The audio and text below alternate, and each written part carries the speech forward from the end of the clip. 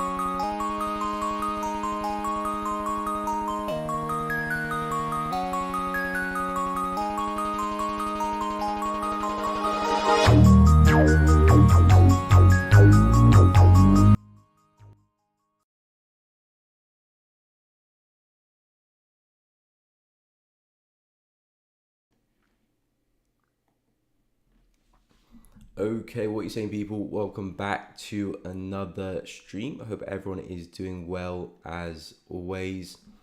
If you are enjoying the content, guys, please be sure to drop a like and subscribe. It really does help out. Make sure you hit the bell as well so you don't miss out on any streams or uploads in the future. But guys, welcome back to another stream. I'm glad you're enjoying it, FX Wolf. I'm glad you're enjoying it. But yeah, going forward, the plan is Monday to Friday. So a lot more of my face on YouTube. William, what's up? Welcome to the stream. Good morning. Hannes, what is up? Welcome to the stream. Hope you're well. I think Euro yen sales will start now. Okay, we'll go through some yen pairs. Me personally, I'm still on the fence with them. We have seen some nice bullish momentum over the past few hours. Well, since we kind of last spoke on the stream yesterday, we have seen some strength in the yen pairs. Of course, weakness in the yen itself. But yeah, I'm not quite sold yet on the bearish side of things. Again, the reason why I'm still focusing on the buys is because of the higher time frames. Higher time frames for the yen pairs, we're still seeing strength. Now, of course, it has to take the lower time frames to reverse before the higher times reverse. So using the higher time frames can be a lagging indicator sometimes, but I know with the style I'm operating within, yeah, that's perfectly fine. But yeah, with the yen pairs, we are starting to struggle at the highs now. We're kind of seeing that more or less across the board. CHF, Euro yen, Aussie yen, New Zealand yen's almost at new highs. Pound yen struggling at the highs there as well. So there is some room to the downside. We'll come back to resistance. Of course, it makes sense to be looking for selling positions. My only thing with the yen pairs is not being too aggressive with targets, because higher time frames could kick in at any point and still drive this high. So if you are looking to sell, again, it is a nice logical place for some selling opportunities, but I wouldn't try and stretch the trade too far. Whether that means going break even a little bit quicker or having to take profit not as far as you usually do. But yeah, I'll take that into precaution, because yeah, the yen pairs for me are still very, very bullish.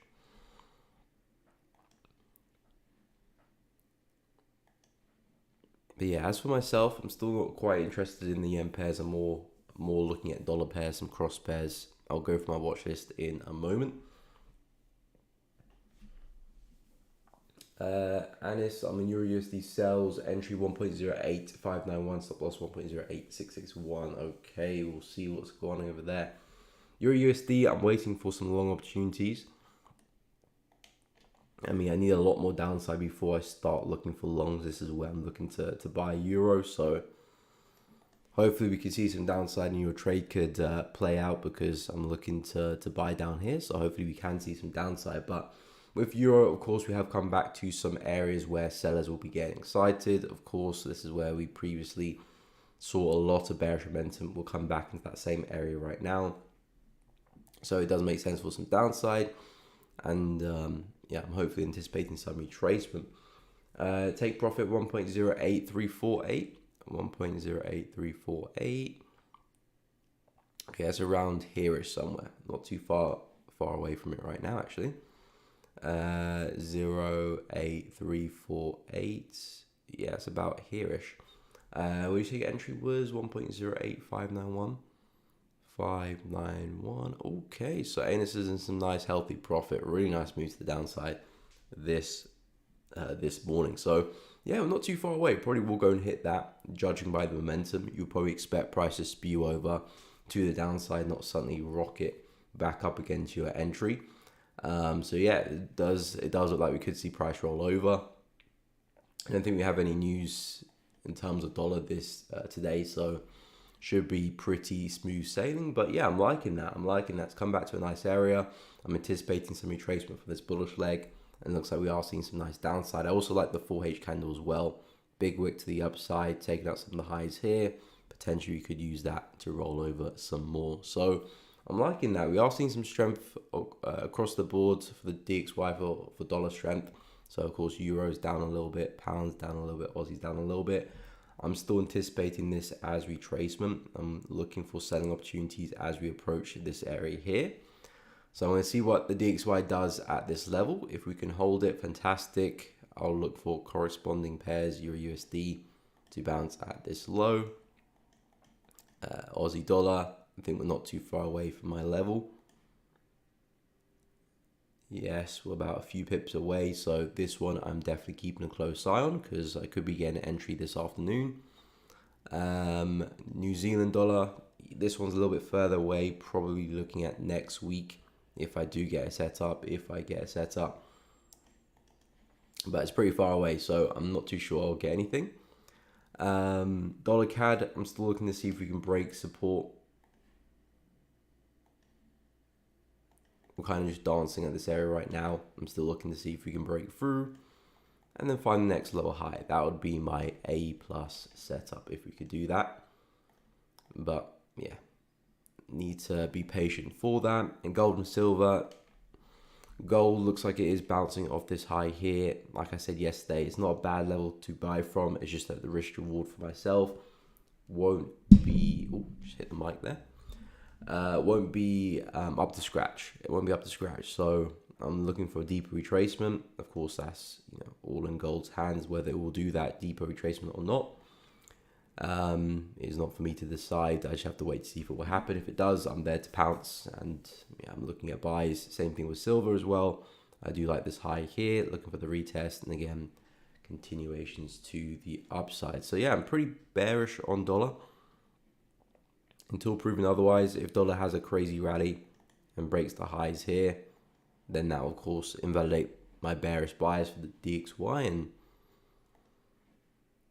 if we see the inverse on euro, that will invalidate my bullish bias on euro USD. So staying adaptable, but at the moment those are the setups I'm keeping a close eye on dollar wise.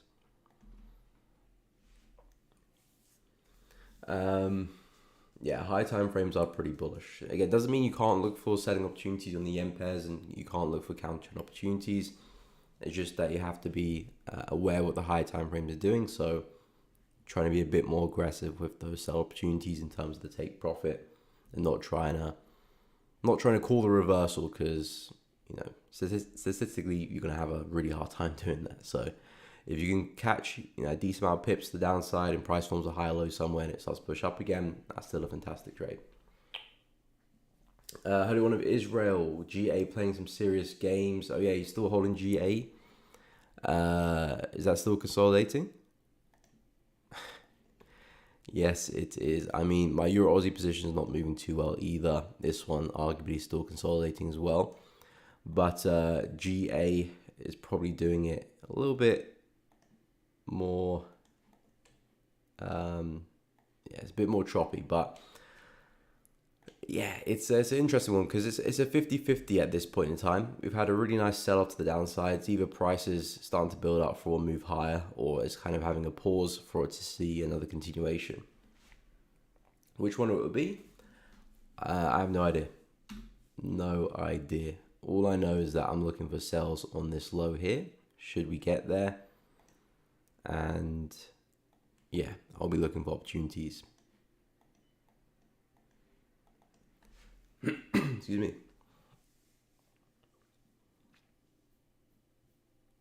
But yeah, that is textbook consolidation. Poppy, I don't get how the news made no difference. I'm glad I survived. Now it just feels like luck if my USD not trade is profitable trade. Well, it kind of always is luck, to be honest. When you ever take a trade, you don't know if it's going to play out or not. It could fail, it could work, it could be break even. So an individual trade playing out is more luck than skill, really. Because any random person who doesn't know a thing about trading can place a trade tomorrow, or probably not tomorrow because the market's closed unless they're trading crypto. But place a trade and be successful for that trade doesn't necessarily mean that they knew what was going to happen. And yeah, no one does really. But again, as long as when you bought the trade, there was sense to it in terms of, okay, price came into this location, had this confluence, I got this signal, whatever.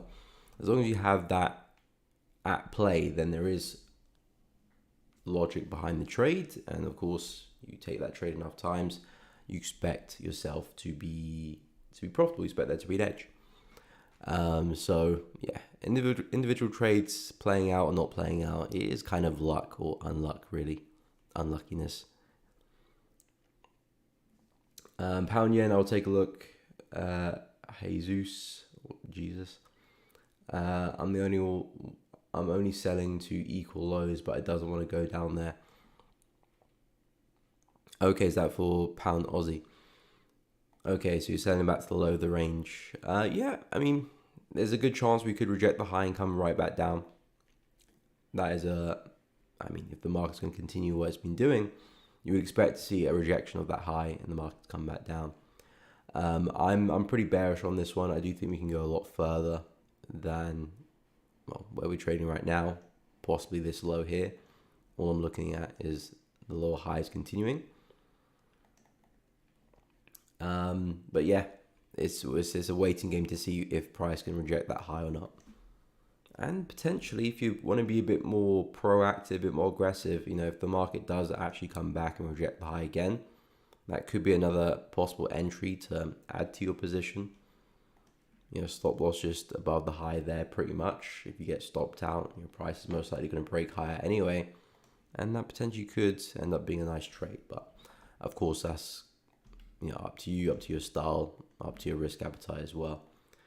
But yeah, it's probably been a tough hold for you, and likewise with Euro Aussie, this hasn't been the best hold either. You have seen some nice momentum, but since then it's been quite corrective as well. I am break even, so there's no risk on the table.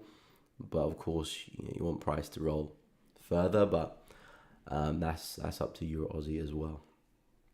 We shall see how this one goes. Okay, so I'll take a look at pound yen. So pound yen, again, it's a similar situation with all the yen pairs. We're kind of seeing the same price action across the board. We've had a big sell-off a couple of weeks ago, and since then, the market's been slowly pushing higher. With the yen pairs, as I keep yapping on about, the higher time frames are still very bullish, so I'm not really looking for sales in these conditions. I would only look for buying opportunities. So in terms of buying opportunities, I'm not really seeing a good one. Yesterday I was talking about if price can actually break the high aggressively, then it potentially could leave behind an area for a retest here, which I will consider. But it needs to be an aggressive breakout. Right now we're quite corrective. We're not really seeing strong candle closures breaking the high, impulsive candles. So I need to see some type of a shift in momentum here to really show me that, okay, the buyers are back in control, and that we're likely to retest and continue higher. So that's what I would be looking at for pound yen. I mean, at the moment in time, we're coming to some areas here, which is more bearish than anything, which potentially could sell us back down. So I really want price to really push through, show me some aggressive momentum, break the high as well. That would be nice. And then, yeah, it will leave behind some really nice levels where I can look to buy from. Because like I said, I'm not interested in the sells. I'll only be looking for buying opportunities. At this moment, not really seeing one. So yeah, if we can rip through, that would be nice. There are some areas down here which we could potentially bounce through. As long as we don't break structure, essentially, then I'm still bullish on pound yen. But yeah, if anything, I can see, because I know we've had a pretty impressive rally, not much retracement, so I know a lot of people will be looking to sell the yen pairs, especially pound yen coming to a nice area, so it does make sense. My only tip would be, take into account the market conditions, and place your take profit based on that as well. Because if the yen pairs were pushing down, doing the exact opposite, then you can afford to have a bit more of an aggressive take profit back at this low potentially if you wanted to. It would make sense for that. You don't have to, but it would make sense for that if the trend was down for a long time, high time frames were bearish, then this level here, sell back to that level, is a little bit more higher probability. Doesn't mean it will happen, but it makes sense for us to get there. If you're going to sell down there, you're kind of trying to call the top a little bit, which could happen, but the odds are not really in your favor there. So as a result, you're going to be a bit more aggressive with taking your profits or partial profits or however you manage your trade if you're looking for sells. But yeah, for me, I'm still pretty bullish, so I'm seeing if we can break through.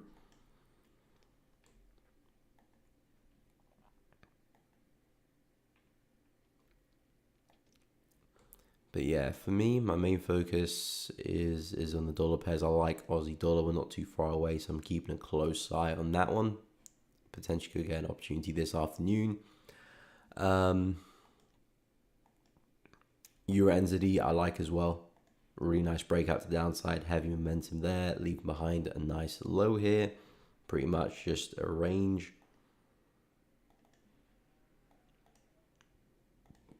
And I'm looking for the retest of that range or this low here.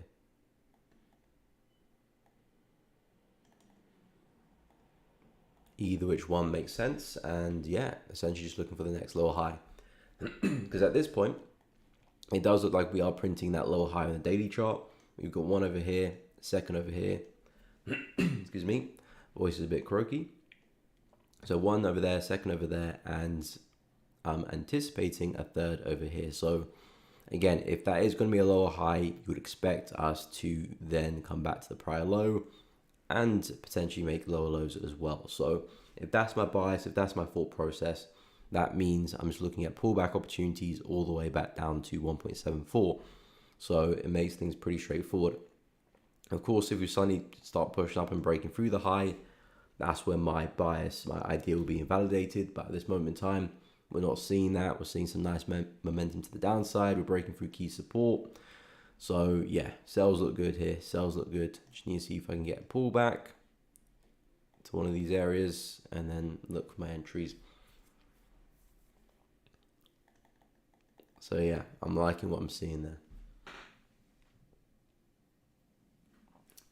Blessing, Euro NZD, Pound NZD, okay. So yeah, I mean, I was just going through Euro NZD. So yeah, Euro NZD, as I said, looking at sell opportunities, we've seen some nice momentum. Now it's just a waiting game for some retracement, retest the level 1.785 or 1.793. And from there, I'm looking at continuations back down to the low there. Of course, some targets you can look at beforehand. You know, it doesn't have to be a swing to the lows, but that's where my overall target would be for the trade. In terms of Pound NZD, we did reject that area of broken support time resistance and the trend line as well. So when we did break through this trend line and we broke through the support, we lost a lot of bullish confidence at that point. So that's when I stopped looking for buys. I wasn't really planning on the sells, but we did come back and reject that level quite well. And now we're seeing some downside. So we're not really setting the world alight. If you compare Pound NZD compared to Euro NZD, you can see there's a lot more conviction to the downside in these bearish moves. A lot more conviction there, sideways conviction. Whereas Pound NZD, we did have some nice conviction, but we're kind of corrective now. So the price action isn't looking as great. But I would expect the same thing with Euro NZD and Pound NZD, as I would expect us to keep moving to the downside, keep printing these lower highs. As long as we don't break structure, which would be this swing high, as long as we can stay below that, I'm looking at a lower high and another push down. But if I had to choose between the two, it would definitely be Euro NZD. Like I said, we're seeing a bit more conviction, nice level of support, which we haven't retested yet on the full H anyway. So price action is looking a lot more attractive on Euro NZD rather than Pound. But of course, because they're similar pairs, you do expect similar outcomes. But yeah, in terms of bias, I'm bearish. We failed at the highs quite aggressively there. Bullish trend failed to continue. We've broken through lows now printing in lower lows and lower highs. I'll be looking at a pullback, lower high, and another move lower. Same thing with Euro NZD, pullback, lower high, another move lower.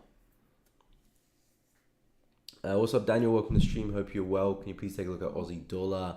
Yeah, so Aussie dollar is probably at the top of my watch list right now because it's very, very close to giving me an entry. Essentially, I'm looking for the retest of this high here for bullish continuation.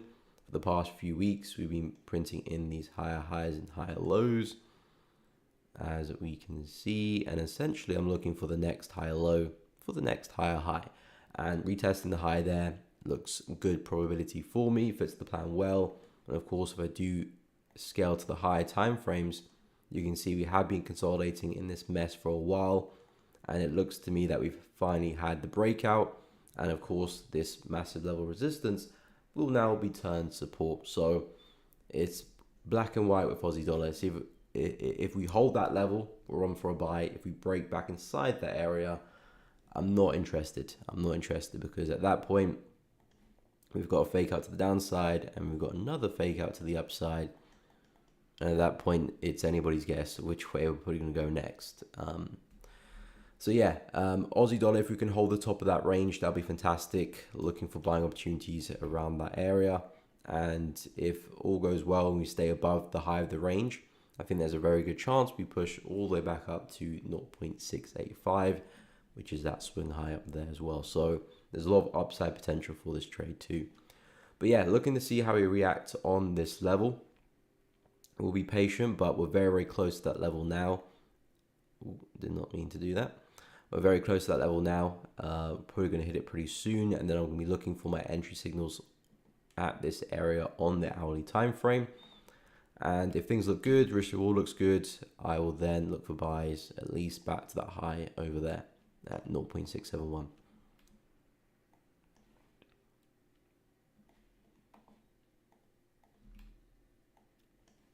So yeah, that's my kind of outlook on Aussie dollar. EFO, welcome to the stream.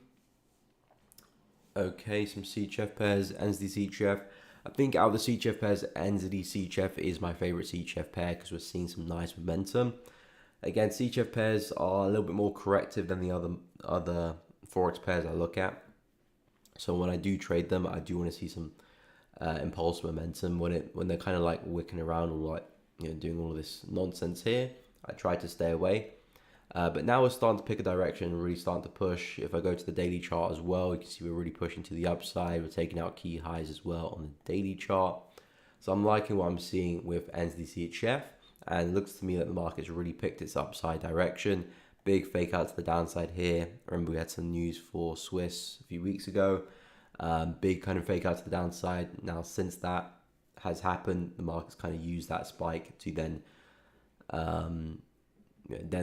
fund this move higher. So now I'm looking at corrections and the continuations higher. So for NZD CHF, I would be looking at a retest of the high here, which is 0.495. A retest of that high there would be my number one opportunity. It's a healthy breakout, cleared it by some distance. Nice candle closures above it on the daily chart as well. So yeah, if we can see some pullbacks, I would be looking at something like this and the next phase to the upside. So yeah, NZD CHF pretty bullish. I mean, today's Friday as well, so I'm going to get the weekly candle close as well in the next 11 hours per se. So if the weekly candle can close something like that, that would be really nice, because that would mean that, okay, from a weekly perspective, we're also seeing strong candle closures above the high too. So then I would just be looking at pullbacks next week and a retest of the high for some more upside. So yeah, NZD CHF looks good. Euro CHF, I don't think we've quite picked a direction. We're sort of doing it, but it's not as convincing as NZD CHF, because this here would be the high. You know, yesterday's candle we didn't break through. Today's candle we are breaking through. But of course, we still got 11 hours left before that daily candle does close, and then a lot can happen in that time. So yes, we've been very bullish, and I'll look to try and follow that bullish momentum on some pullbacks, break and retest. But I need to see a bit more of a convincing breakout for this one before I would look for a pullback. It would be nice if we can get a strong daily candle closure, or even a strong weekly candle closure by the end of the week. And then yeah, pullbacks early next week will look good. I like the retest of this high here. And yeah, looking for more upside as well, back to wherever the high does fall. So yeah, going forward, NCHF, Euro CHF, I'm liking the upside, seeing some nice momentum. NZD CHF's ticking a lot of boxes. Euro CHF not quite there yet, but it does look like we're seeing a very weak CHF, and yeah, all the other CHF pairs are trying to push up as well. I think in terms of momentum, yeah, NZD CHF looks the best to me. Poppy, I'm thinking about putting the order in USD CAD buys around 1.362. Okay, we'll take a look. Please remember to leave a like. Appreciate that, Poppy. If you guys are enjoying the stream, please be sure to drop a like, subscribe. It really does help out. And make sure you do hit the bell so you don't miss out on any streams or uploads in the future. But we'll give a look see with USD CAD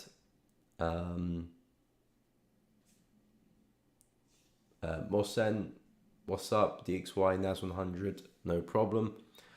Okay. So yeah, with USD CADs, I'm personally waiting for sell opportunities if we can break the support level. We're still hanging on to that level, so for all I know, we could bounce off this level of support and start pushing up.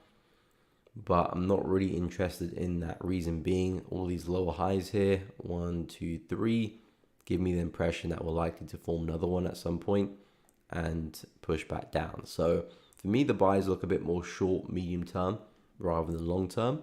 Whereas if we can break through the support, I think that can really open the floodgates and we can probably see a big reversal of this bullish trend here for now potentially a bearish trend. So to me, the sells look like they've got a bit more juice in the tank. They can go a little bit further.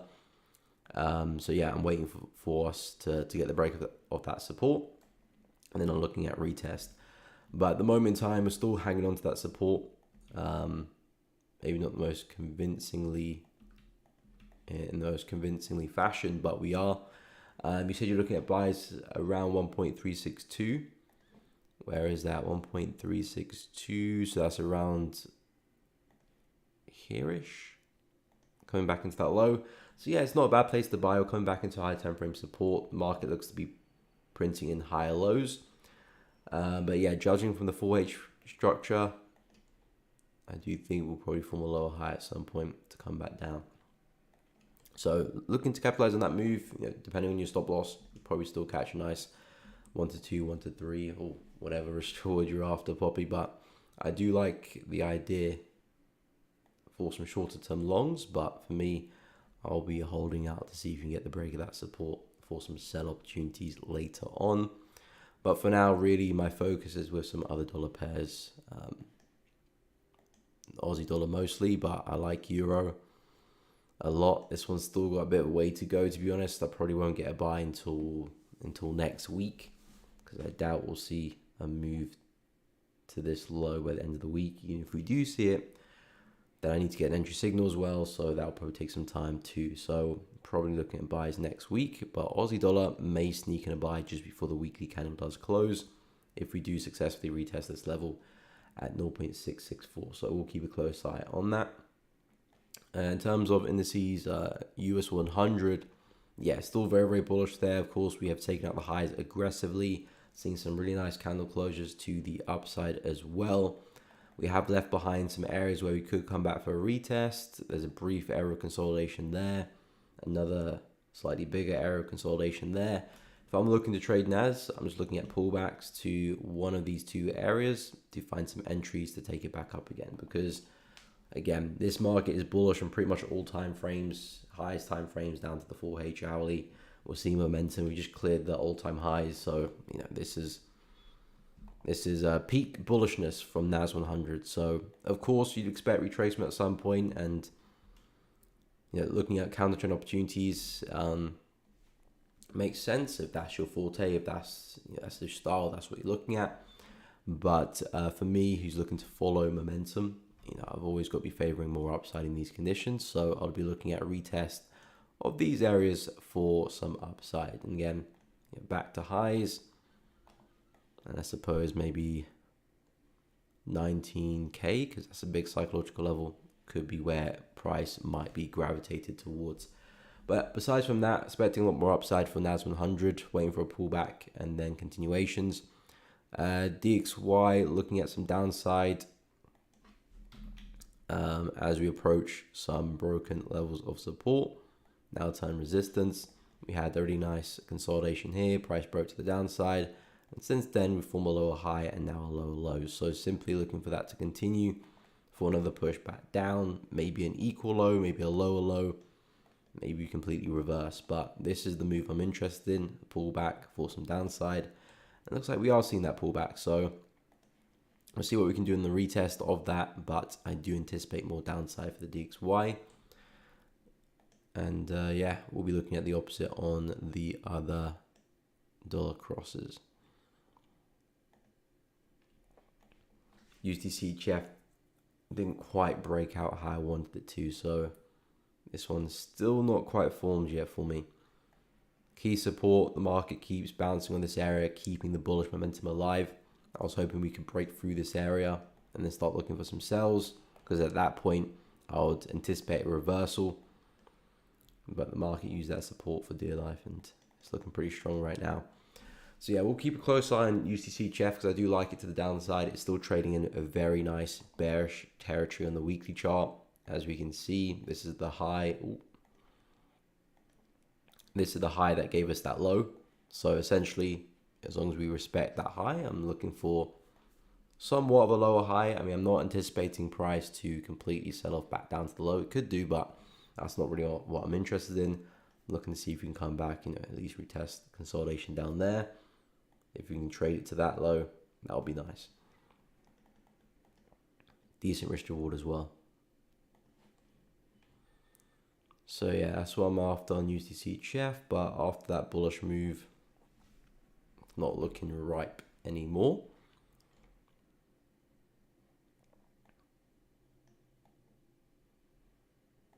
I think that's coming from mainly CHF weakness. No problem, happy to help, Osen. Happy to help. So yeah, only in Euro Aussie so far. Haven't taken another position outside of that. I have been pretty busy, but yeah, not much has formed anyway. So I mean, I was looking at a lot of shorts for Euro USD and USD at the start of the week, and of course they didn't play out. Price broke for that level very, very aggressively. Didn't give me an entry signal, so didn't give me an opportunity to actually take the trade anyway.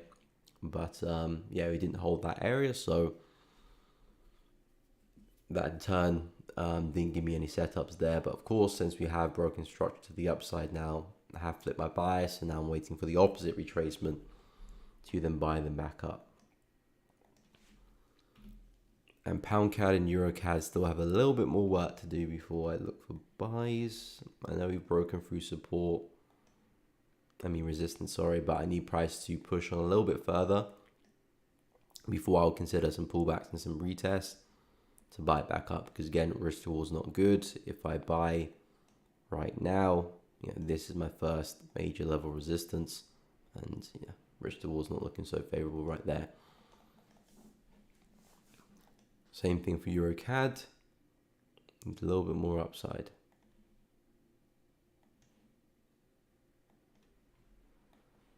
Retest that high, and then first obstacle my way, that high there. Yeah, not quite doing it for me.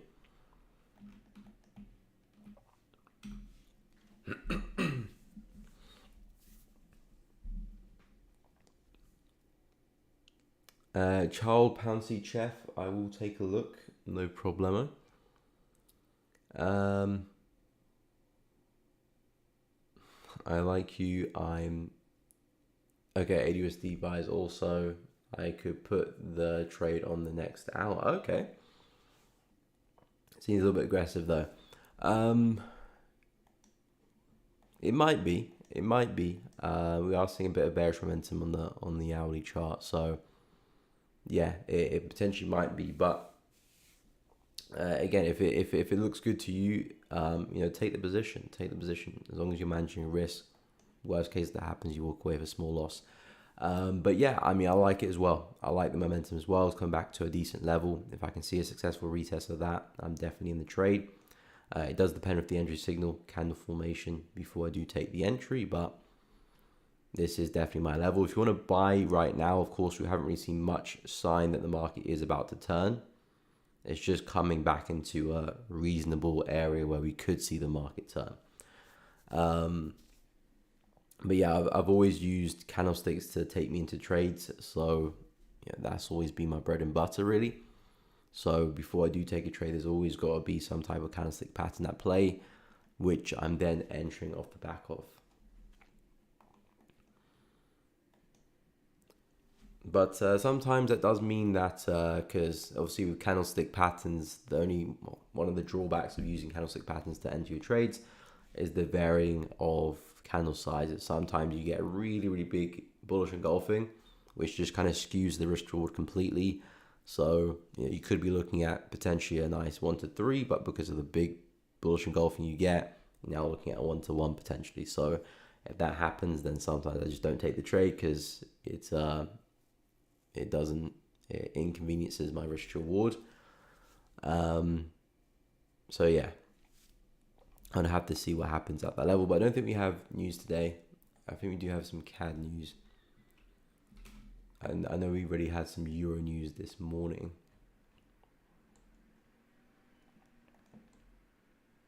So yeah, we had Euro CPI this morning. That's what probably gave a bit of weakness to Euro. A bit of CAD, housing price index, dollar, yeah, nothing there. So not expecting too much movement this week. Maybe a little bit of CAD. But yeah. Not looking at anything special.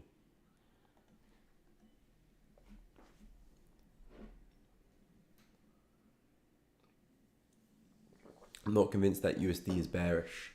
Yeah, it could well be bullish. It could well look to reverse and continue fly higher. But at the same time, we could obviously just catch a small reaction as well. We don't necessarily need price to fall like this for us to make a profitable position, a profitable trade. It might just need to fall like this just for you to move to break even. And if it does push back up and wants to fly, then yeah, so be it. You take a break even or a small win or a partial win. So yeah, that still could be the case. Of course, as technical traders, well, for me anyway, I have no idea what the market wants to do. All I can do is react to its probabilities, react to my edge, and take decisions off that. Sometimes I'll be wrong, sometimes I'll be right. I know my risk reward, I'm making more than when I lose. So all I have to do is just keep chipping away that edge at the market, and I know my edge will play out in the long run. But whether I'm right that dollar's going to be weak or dollar's going to be strong,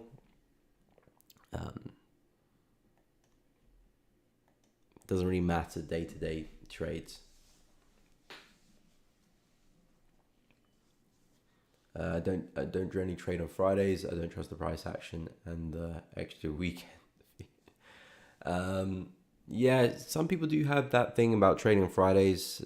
Some people have a thing about trading on Mondays. Yeah, like I said, I don't really have a particular day where it just doesn't make sense. It used to be Mondays for me, but there was a bit more of a psychological reason behind that rather than price action or technical reason. But yeah, for me, I don't really have a particular day which does very, very well. I mean, Wednesdays do better for me, but it's not like a big proportion. So yeah, I don't mind trading Fridays. I don't mind it. However, I don't like trading just before the week does close, because if price is still around my entry, then it does potentially put me at risk to gaps.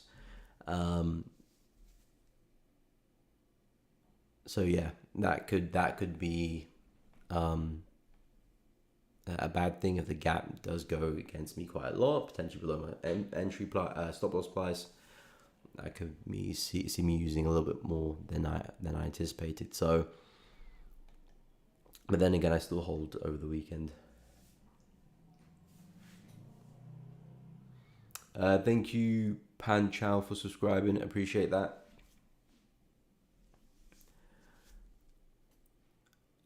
Gold, okay, we'll take a look, no problem. Lorda, good morning. Welcome to the stream. Hope you're well. So yeah, with gold, I'm looking at buying opportunities. We have come back to a nice level of resistance where, again, we could see some upside. Literally, the only reason why I'm not looking at trading opportunities at this area, if the risk reward was better, I'd already be in the position on this candle closure from yesterday. This closed at 5 p.m, so right at the end of my trading window. Really nice shift of momentum at that zone. I would be in the trade, but me taking the position, stop entry there on the candle, stop loss a few pips below the low. I'm looking at about a 1-to-1 into that high, which is not enough for me to take the trade. I need a bit more than that. So if the risk reward was more favorable, I would be in the position. but it isn't. Therefore, I'm waiting for a deeper pullback. But at the same time, you know, gold doesn't really care about my risk to reward. It doesn't care about my entry or my take profit or my stop loss. So it could really just run to the upside from here, 100%. Or we might have one more down move before we push. If it does that, fantastic. I'm looking at my longs on the retest of this high here at 23.50, and then I'm looking at a big move high eventually to take out the wick high here at 24.30.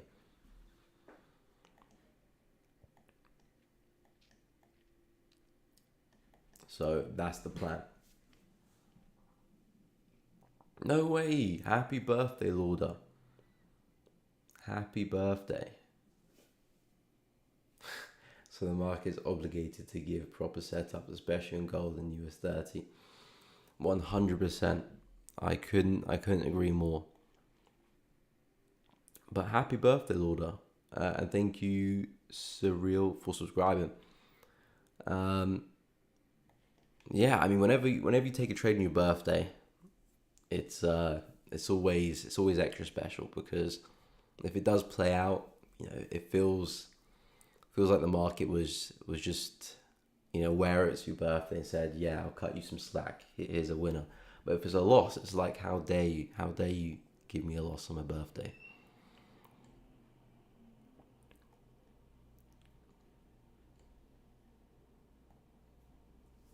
I've definitely taken a few losses on my birthday before.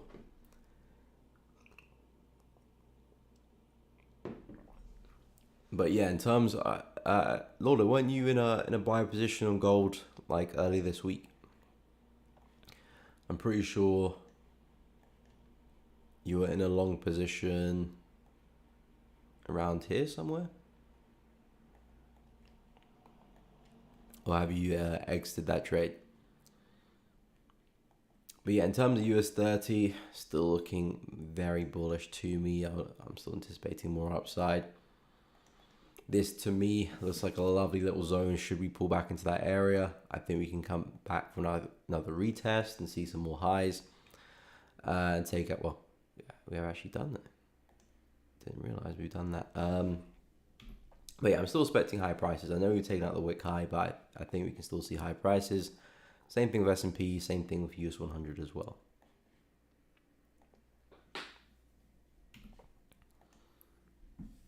Yeah, I'm not too sure US 30 will pull back all that way to give an entry there. I mean, unless you're looking at entries up here, then maybe.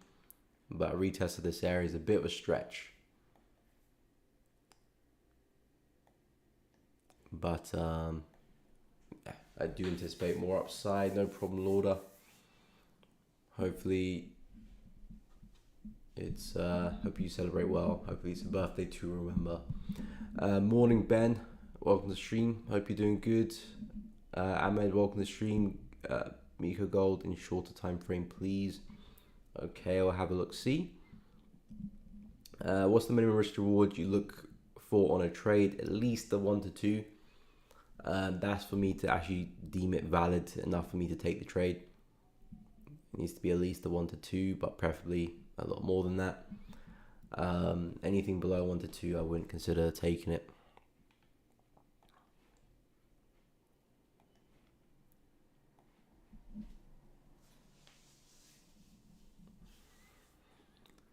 Okay, so go. What lower time frame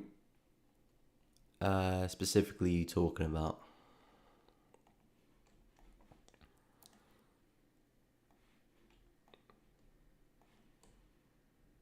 Because all in all, I'm very bullish on gold, kind of regardless of the time frame. I mean, 15-minute wise, it would be nice to see another push higher, and then look for the retest of the high. I think that could be a nice buy there. Potentially could push from this high, but I would wait for the next one. High probability, and probably take out that wick high there as well.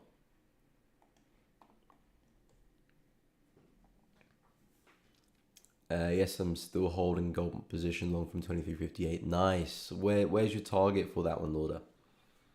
You have a specific target, or you may be trading stop loss? Because you never know with gold. You never know if you just caught a really nice low that could potentially just push on for the next few weeks. But yeah, for gold, low time frames, I'd wait for some stepping stones. Really nice rally there. Looks like prices correcting itself, consolidating. You can see another nice breakout. It will leave behind a nice level for long, and see another push.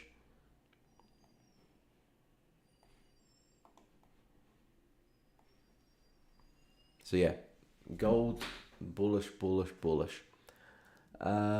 was I? What's up, Ether? Miko, at what point in your trading journey did you realize you have become a profitable trader? Good question. Becoming a profitable trader, there's not really a specific point, really. It's not like, okay, today I'm profitable.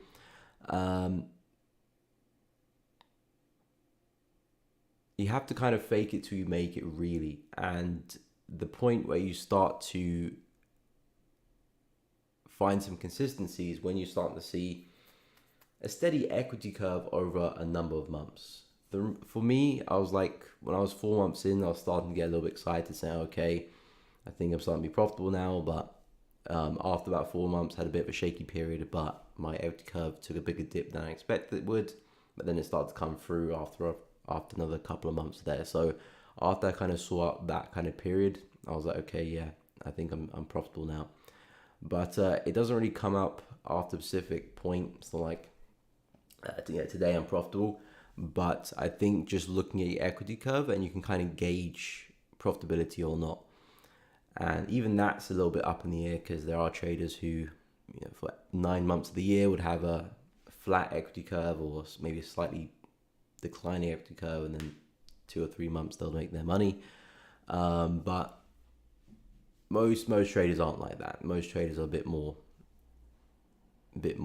consistent in terms of their profits being spread out. So yeah, if your equity curve is just generally doing something like this, slowly pushing up, sure, you have your down periods, but if it's slowly doing that, that's profitable trading. Your equity curve is pushing up. If you repeat this over another few months, you expect something similar as well. So that to me is a good indication of profitable trading.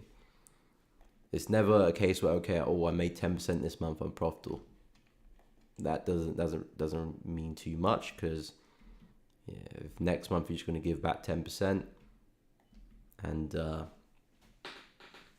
also I think another good indication as well is you're following some type of plan that is giving you this equity curve.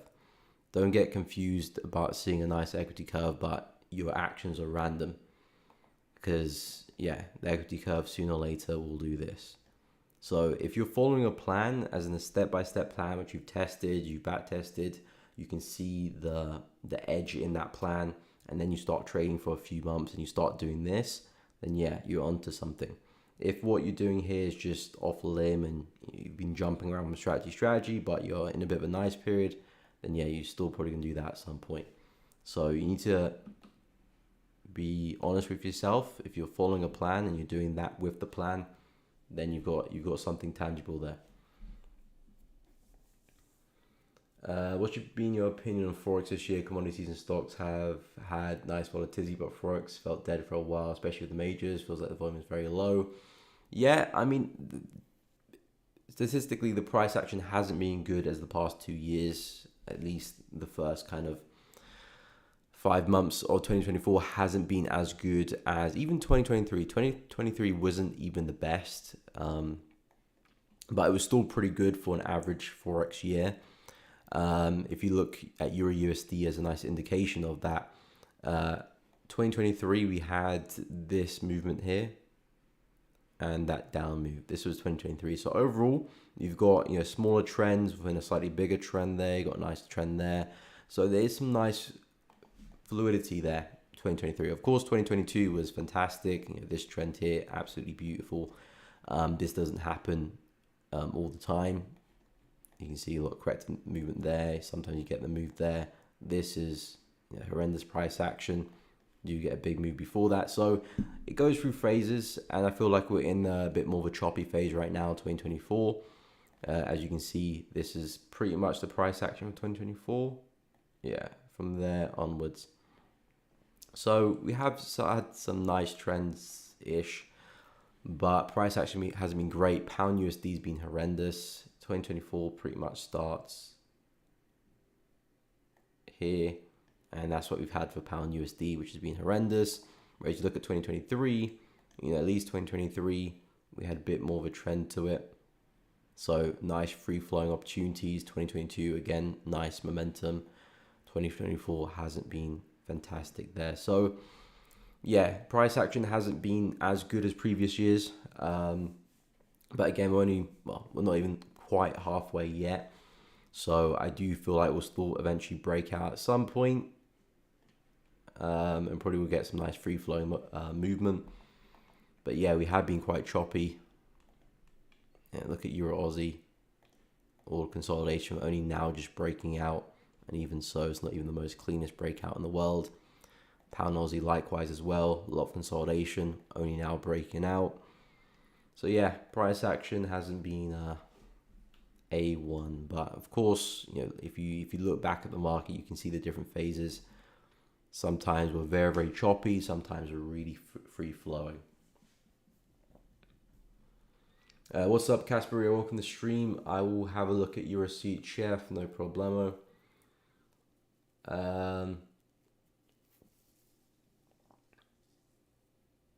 TP, okay, 2400. We're not too far away from 2400. Maybe gold might just go and hit it for your birthday. Where is 2400? Yeah, it was so close. I mean, we were so close on Thursday. We've had a bit of a pullback, but yeah, I would expect price to eventually go hit it. Whether we have another pullback before that, that's up to gold, but I think there's still a good chance we get there. Unlike that, I have bumper months, real bumper months, then stagnation. Yeah, that's all part of the process. It's not going to be a straight line. Your active curve is not going to just be pushing up all the time. You need to go through those slower periods, the down periods. Everyone has them. As long as it generally is pushing up, there's an upward trajectory to it, then for me that's profitability. And of course you can refine and tweak and improve. But just having an equity curve pointing up and you're following some type of plan, I feel like that's when you're really getting somewhere. Did you have another profession before trading? No, I did not. I came straight from university. I mean, I was studying civil engineering, so that probably would have been the profession, but yeah, didn't quite happen.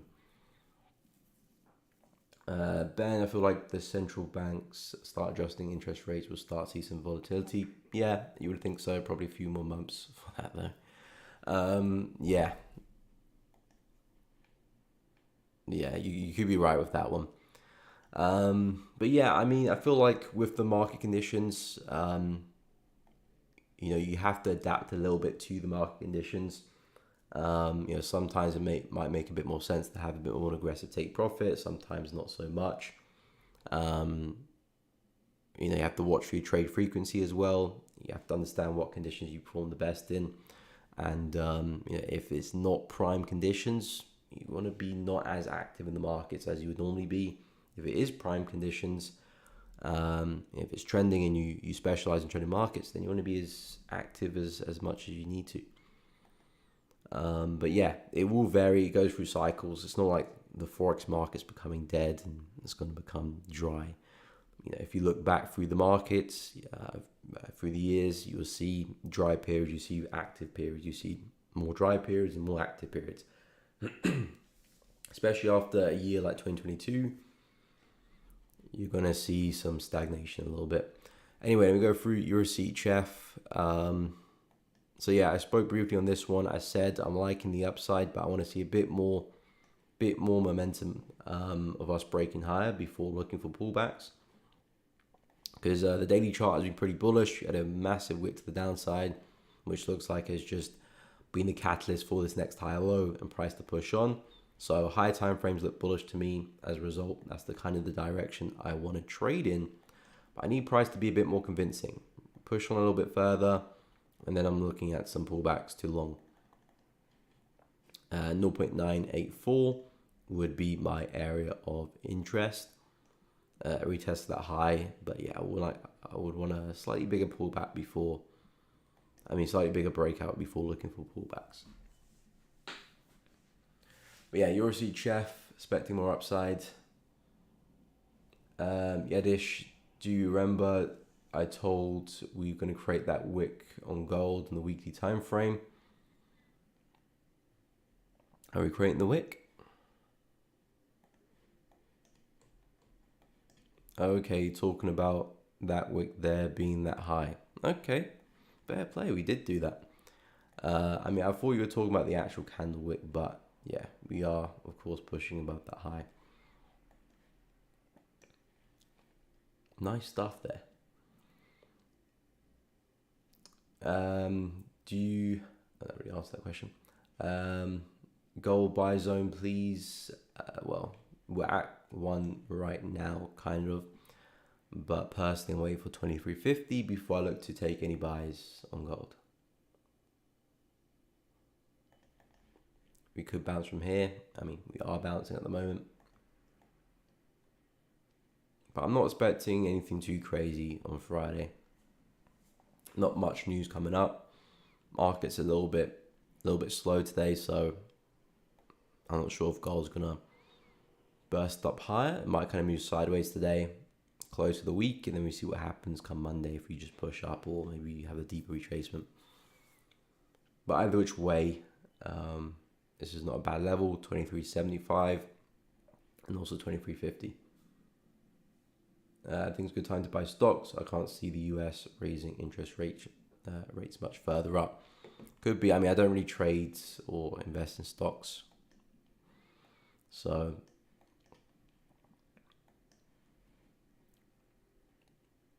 yeah, I'll be the sidelines with that one, but I definitely will be keeping an eye in terms of USD, because I would be interested in buying silver for the long term.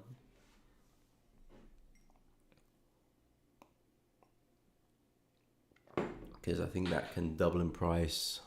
Well, I don't know how long it would take, but I think there's a good chance we will double in price.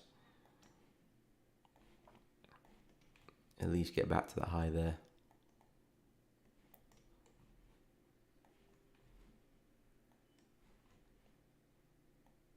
But in the meantime, I'm looking at some pullbacks. So we'll see if we can get it. At the moment, just consolidation. I've got a feeling we might kind of continue that for the rest of the day. But we shall see.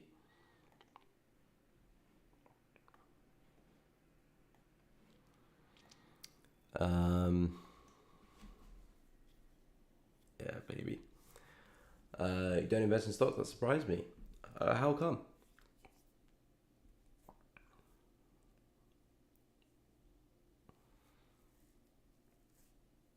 How about GJ? It tapped 4 hour resistance zone. Could start falling now to make a higher low. Okay, I'll go take a look at pound yen. And better stocks than Forex. I don't sell. Yeah, of course I understand, looking to buy a stock and hold for the long run.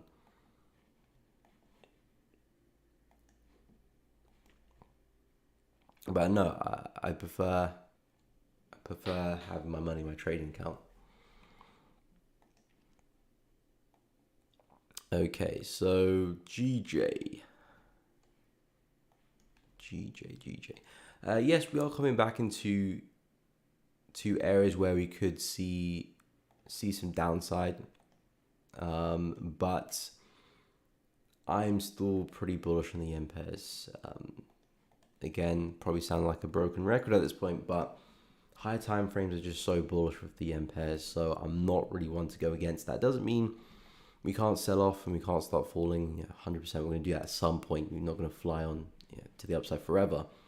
but that's just not the move I'm looking to take. And of course, that might be the move that you guys or Casper, you're looking at in particular, but it's just never really my type of trade. It's never really my type of trade. But for myself, I'll be looking to see if we can break the high, do it pretty aggressively. Then I'll be interested in some pullbacks and some longs, essentially looking for the next higher low there. But we need to see a bit more of a convincing break before I do look for those pullbacks. Equally, we might not even see the breakout. We could just reject the high and start to see some downside, which of course is definitely a possibility. But understanding the high time frames being so bullish, if you are looking to take sells, I wouldn't be so aggressive with your targets, because there's a good chance we might start selling off, and then like we did over here, form a higher low and keep pushing up. So I'd be a bit more short / medium term oriented if I'm looking to take any positions to the downside, because there's still a big chance we could be pushing higher. But yeah, no, we have come back into in a nice level where we could see some downside. But for the rest of the yen pairs, I do think there's a good chance we could see some high prices still. New Zealand yen is very, very close to taking up that wick high.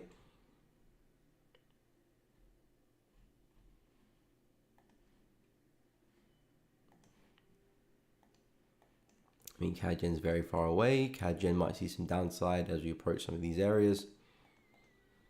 But again, I wouldn't be too optimistic about how far we could go, simply because of what the high time frames are doing.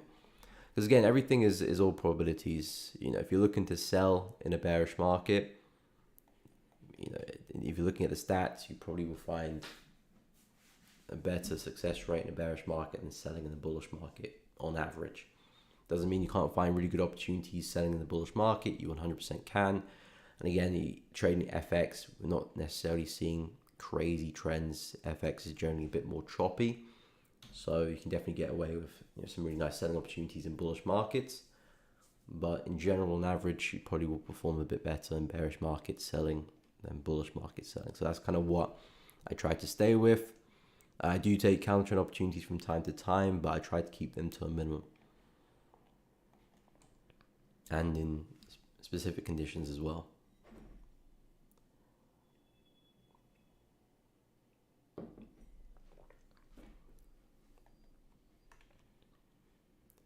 And that's true as well, Poppy. People do panic. Again, you can use, there are indicators based off, of people's like fear and greed factor. I don't know what it's called. Maybe it might be called fear and greed indicator. I don't know. But there are some people who just buy and sell based off that indicator. And it can be quite effective as well, especially with crypto. When everyone's very fearful, that's when you buy. When everyone's very greedy, that's when you typically sell. I think it will work pretty well within those type of markets, stocks in general. I think indices as well could perform well. Crypto perform well. FX not really so much, because there isn't really like a big overall trend at play. And then you pretty much just have a stochastic basically at that point when something's overbought, oversold. So I don't think it will work too well with FX, but those other markets, it might work a lot better. You would do very well buying stocks. You would ignore the noise, stick with your principles. You have a perfect mentality for it. Most people sell when it's low. Yeah, 100%. Yeah, potentially, to be fair. I mean, I do own a little bit of crypto, which I've been holding for a while, XRP. But yeah, maybe some point I will do. I don't know. I've always just been so focused with Forex. I've kind of just neglected stocks a little bit. Most people sell when it's low. You wouldn't do that. Well, I would hope I wouldn't. If I did, I would give myself a big bollocking. But yeah, I mean, that's kind of like investing 101. Really, don't sell when it's low. If you're going to put money into a stock or whatever, you have to have that kind of thought process that there is a world where this does go to zero and I do lose all my money. And if you can stomach that, so as long as you're not putting your whole life savings away, if you can stomach that potentially going to zero, then you can kind of just let it do what it needs to do. So when it is collapsing and people are panic selling, you can just hold on, because you accept the worst possibility, which is that potentially could go to zero. If you can accept that possibility, then you wouldn't sell low. And then when it is all-time highs or skyrocketing, you can start to take some positions off the table, and then reinvest when the next crash happens. That is investing 101, but surprisingly not, people don't stick with that.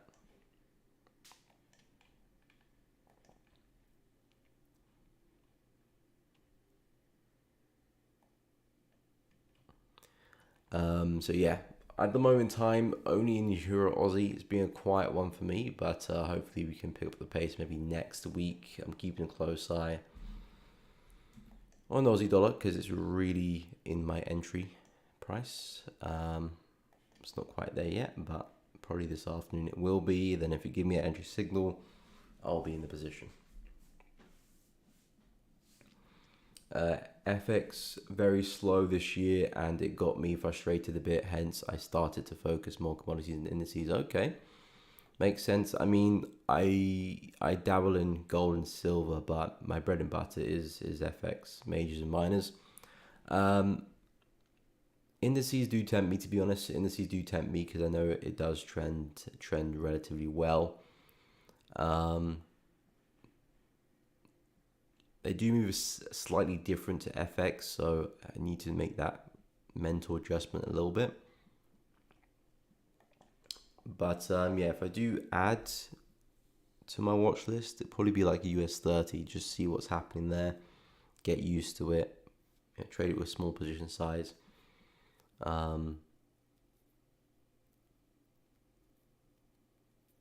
But it's the main reason why I haven't looked to add indices to my watch list is because I already trade quite a lot of pairs.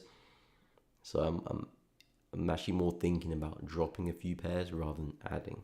But then if I do drop a few pairs, I might just add US 30 to replace them.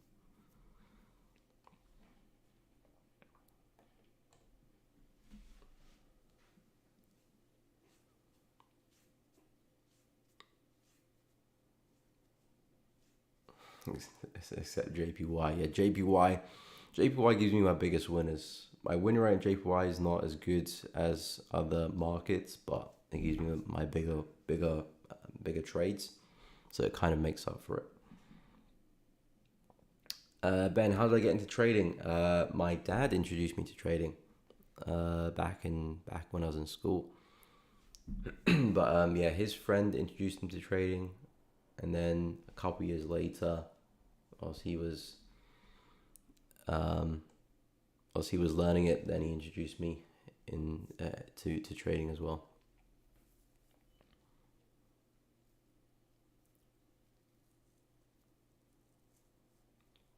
Game City, what is up? I'm looking to short pound Aussie. Your view, please, for 200 pip target. Your view in pound yen. With pound Aussie, I'm looking to sell,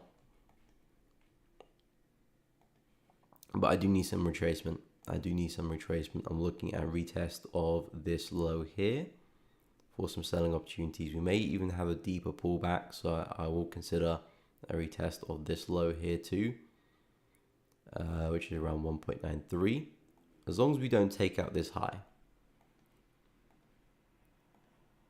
These are our lower highs, so as long as we don't take out this high here at 1.93, I'm still bearish on pound Aussie.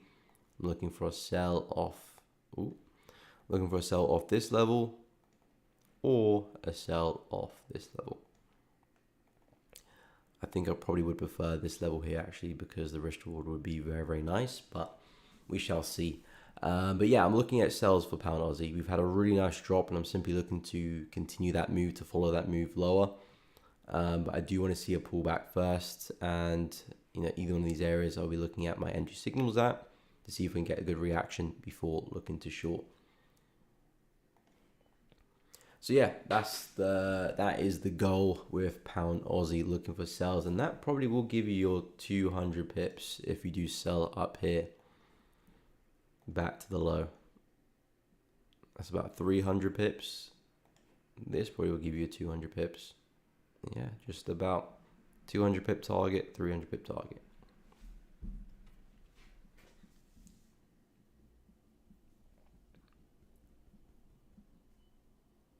Okay, so pound Aussie, I'll take a look. Tony Gold, what is up? Welcome to the stream, my man. Don't dream it into reality 100%, bro. Do you have a private community where you share your ideas and post trades? I do have a community on Telegram. I do share my ideas, videos, tips as well. So check that out, link in description. I do post my ideas there. Lauder, please do US30 because you're trading. That will help us a lot because your way of market analysis, you're good, that good, believe me. Adding US30 just for other people, not even for myself. No, to be fair, I probably will add US30 at some point. Just to add another trick in the old. There's a saying, but I think I just messed it up. But yeah, I think I would add US30 at some point, to be honest, because it will give me that extra versatility. Because I know I can trade FX, I know I can trade gold and silver. Moving on to indices to add that to my basket as well could actually be a smart move. I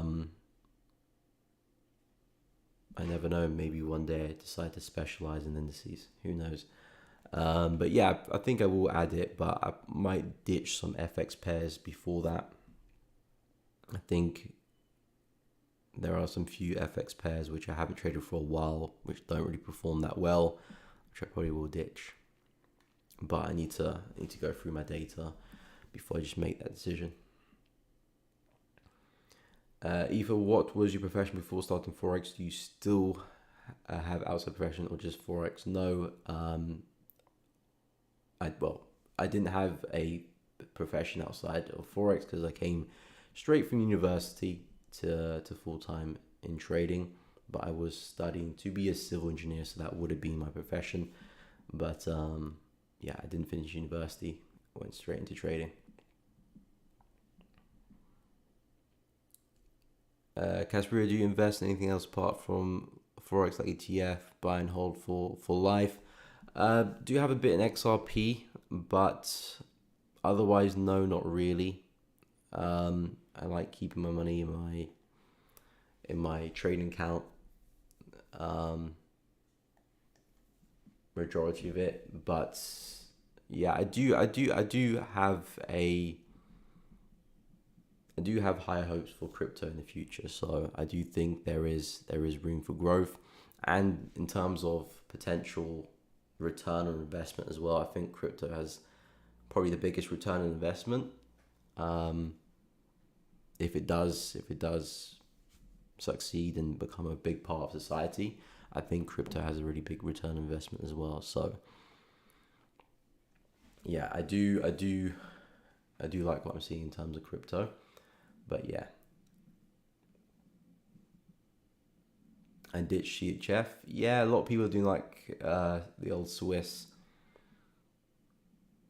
I do not like the old Swiss. I mean, pound CHF for me performs pretty well for some reason, but then the other CHF pairs don't perform well. I mean, USD CHF as well performs okay, but Aussie CHF, CAD CHF, Euro CHF, New Zealand CHF don't perform that well for me.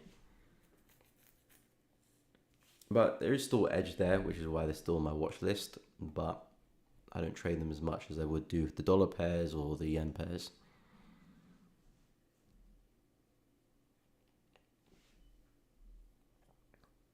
XRP, I thought more highly of you. What's wrong with XRP, man? What's XRP done to you, mate? What's XRP done to you? No, not at the moment, Game City. I do share ideas in my Telegram though.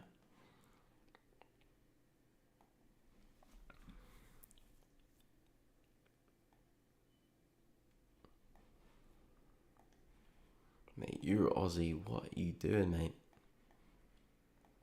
A lot of false hope with this one, I must say. We were looking very bearish coming into the end of the day, and now we've completely bounced there. Again, my stop loss is at break even, so there isn't a risk on the table. But yeah, I've been holding this for over a week, so I would like to close it for a profit.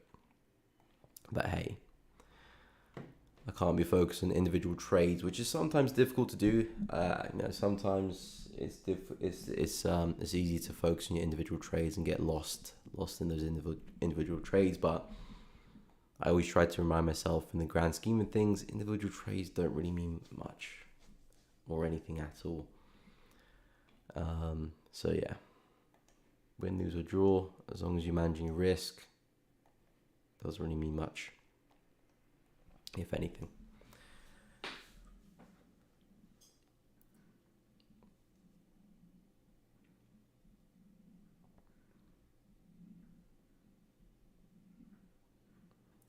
I will take a look at pound yen because I did forget that, didn't I? Game City.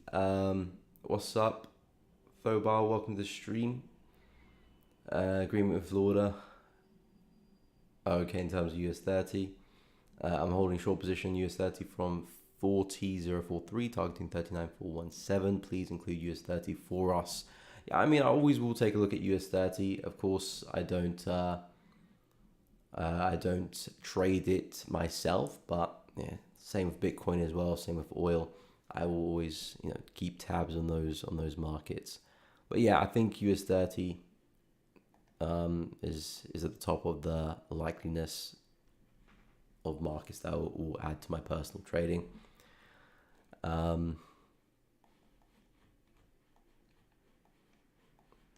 It's a little bit different to FX. I can just see by how the price moves, it is a little bit different to FX. But the main advantage this has over FX is that it just trends better, which is again my preferred trading condition. So that's what's tempting me.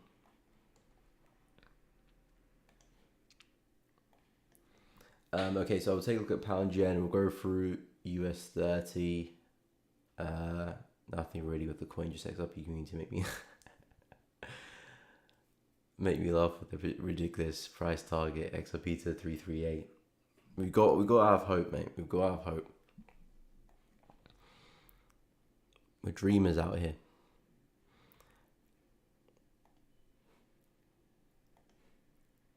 To be fair, I just want XRP to just get back to the high. If XRP gets back to the high, I'm good. I'll take some off the table, and then I'll just see what happens, really.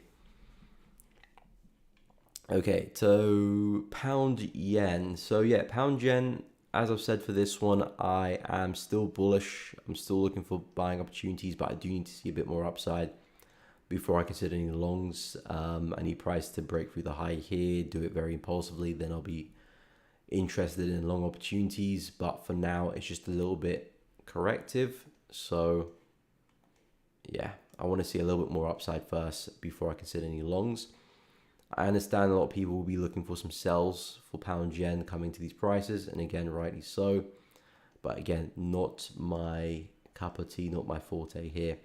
So as I said earlier, if you are looking for sells, again, I wouldn't try to be too aggressive with how far you want to push the trade. I think back down to this low max.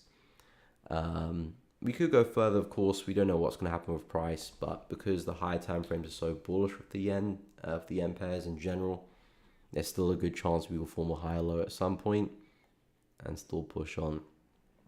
So you want to kind of mitigate against that happening. But yeah, in terms of entries, we're at a nice zone, but we're kind of just consolidating. So what would be nice would be if price can kind of maybe fake higher and then really push back down and give a nice bearish engulfing. That could be a really nice opportunity there to short, stop loss above the high, and then yeah, looking for moves back to the low there. That could make some sense. So yeah, I still think the shorts are pretty aggressive, but it's not a bad area for a sell. Again, we had a lot of momentum here to the downside. We could see a similar reaction as well.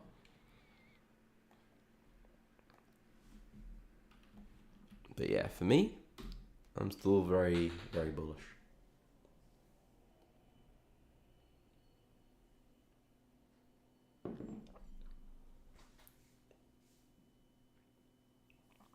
US30 is hard for bankers to manipulate. It's safer. Yeah, there are definitely pros to having US30, S&P 500 as well could be a shout. I'll probably just pick one of the indices, one of the major US indices, and start with that. See how that goes. I probably would need to do a nice little back testing session on them because I haven't even back tested the indices before, to be honest. So I have no idea how I would perform on average on the indices. So I need to do that first. Then yeah, I'll probably just pick whichever one performs a little bit better and start gaining some confidence there. But again, I've been keeping tabs on the indices for like 2-3 years now. So I'm not used to the price action, but in terms of placing trades and managing trades and exiting trades, I am new to that. So I need to go and put myself through the fire a little bit before I do add it to my trading plan. Euro Aussie printed a strong bearish candle on daily 2 days ago. Thought it would melt from here, but it bounced out quite. Yeah, it did. It did, Casperio. It did. To be fair, it did come into the low and had a pretty strong reaction off that. So, fair enough. But yeah, we did put a nice rejection. There. Really nice bearish candle there, engulfing previous candles there as well. So it did look good to melt. And again, I'm still looking for price to come back into this low here, which is at 1.612. So yeah, that's essentially what I was expecting to happen with not US 30. I've got US 30 on the brain now. With Euro Aussie. But yeah, we have just respected that low. So we may just push back up. We may push back up and take me out of the trade. We may form a lower high and push back down, which is what I'm hoping for, but we shall see.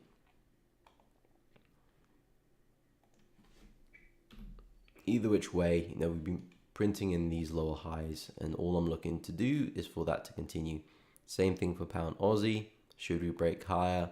I'm just looking for another lower high at some point for a push down.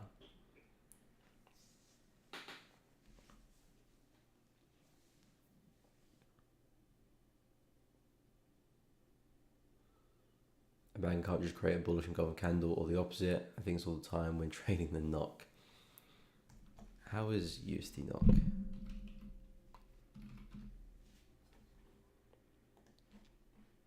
Okay, we've still seen some more upside. Did you say you're still holding that position, Poppy? Did you say you're still holding that position? Because we are still respecting that same support level. We are still looking somewhat bullish. I mean, I still do like the sells on the retest of that area there. But we are pushing up.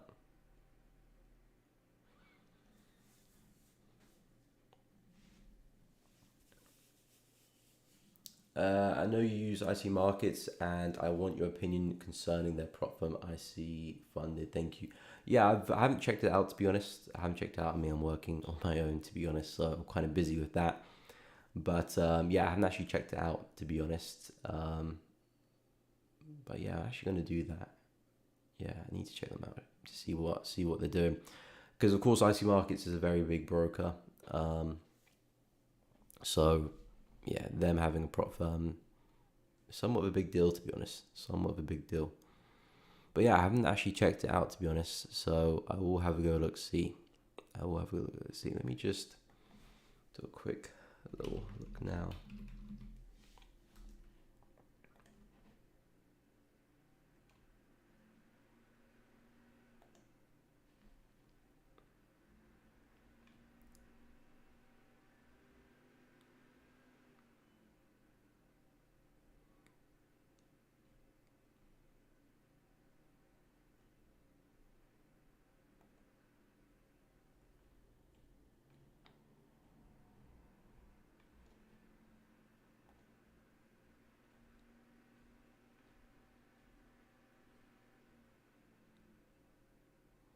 Okay, I mean, it's pretty much the same as the industry, really.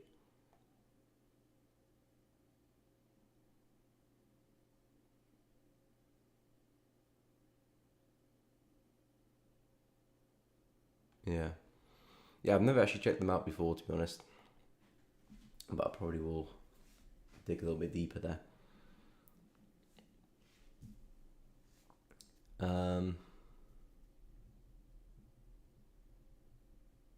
The DAX is the cleanest index in my opinion. It moves during London and New York session, whereas US indices only move during New York. Yeah, true. They will have their most volume during New York session. Again, I've never really looked at the DAX properly. I do look at from time to time when people request it, but as in my own time, yeah, I've never really looked at the DAX.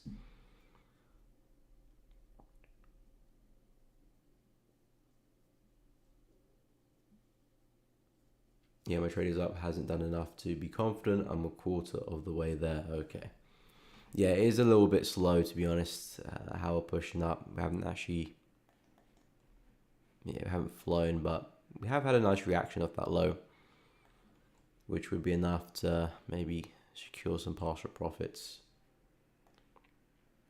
But yeah, I still do like this sell here. If it does do this correctively, I think there's a good chance we do sell from that low. Nice little break and retest. Which again is essentially the pattern that I look to trade. Very textbook, nothing crazy about it, but it works well when you use it in the right conditions.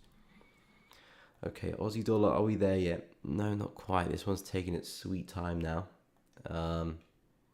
Momentum is definitely drying up. Maybe we'll kick back into action in about 30 minutes, an hour when the US session does kick in, but we are a little bit slow here. But we're very close, so I'll be keeping a close eye on Aussie dollar. If I do get a position, I will chuck it in the Telegram channel, so keep an eye out for that if I do get a position Aussie dollar, because it's right next to my entry level. Euro USD still got a bit of a way to go before I consider any longs. New Zealand dollar, that's got a very long way to go before I consider longs, so I'm looking at this one for more next week. Silver, I want to see a retest of that before longs again, probably for next week. Gold, I want to see a test of this level, again, probably for next week. EuroCAD, PoundCAD, I want to see bigger breakouts, so again for next week. EuroCAD, again for next week. Pound Aussie, I want to see a retest of those areas, again next week. UNZD, a retest of this level, again next week. And then Euro Aussie managing that position. So yeah, it looks like pretty much every opportunity I'm looking at is probably going to set up for next week. Just because we've got a bit of a way to go, but Aussie dollar could set up today. So yeah, we'll keep my eyes peeled for Aussie. Can I look at Singapore dollar against the USD? Sure thing. It's been a while since I've looked at this one. I think SGD is Singapore dollar, isn't it? Yeah, Singapore dollar. Okay. If I have drawings on this pair, then I've looked at it before. Okay, there is no drawings. Let me look at the FXCM or Forex.com. Nope. Yeah, I might not have actually looked at it before, to be honest.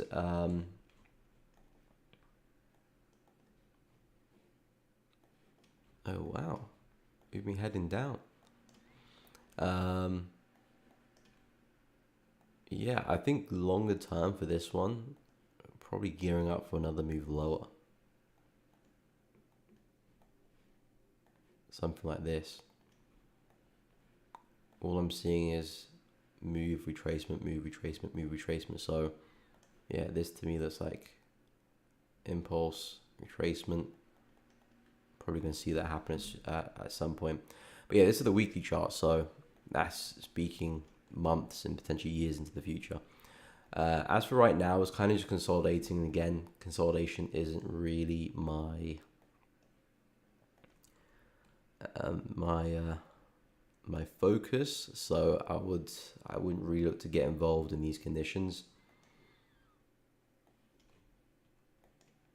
I mean, I do like the 4H structure over here because we have this bullish move here, consolidation, big move to the downside, lower high form. Now we're just taking out the lows here. So somewhat of a head and shoulder pattern. So I like what I'm seeing there. So potentially we could still form that lower high, come back, retest that range there, lower high, and then see the next lower low. And that potentially could take us back down to the low of the range around 1.32. So yeah, I would be looking at sells for USD SGD. I do like what I'm seeing on the weekly chart there. If you can get a break of that weekly range, break of that support here, I think there's a lot of downside to be had. But in terms of more intra-week, intraday opportunities, and yeah, a retest of that range there. It looks good. Brief consolidation, a lot of momentum spewed to the downside. Haven't really had a retest of that area as well. So yeah, would be looking at the next lower high. So yeah, that's kind of what I would be looking at. But yeah, I'm not sure if I actually looked at that market before. Maybe I have at some random point in time. But I definitely haven't traded it before. Ben, do you trade the USD SGD, or is that just something you're interested in? Because I don't know of many people that trade that market.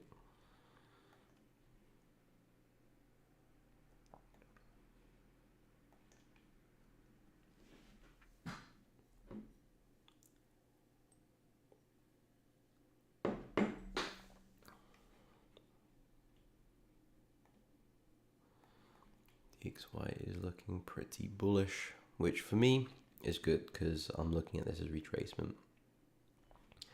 So yeah, main focus is Aussie dollar. Just gonna keep tabs on that one for the rest of the day.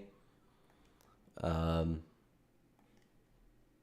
I mean, probably just set an alert here to be honest, because if it doesn't trigger that alert, then there is no trade for me. Let me just make sure it's at the wick high. Yes, it is.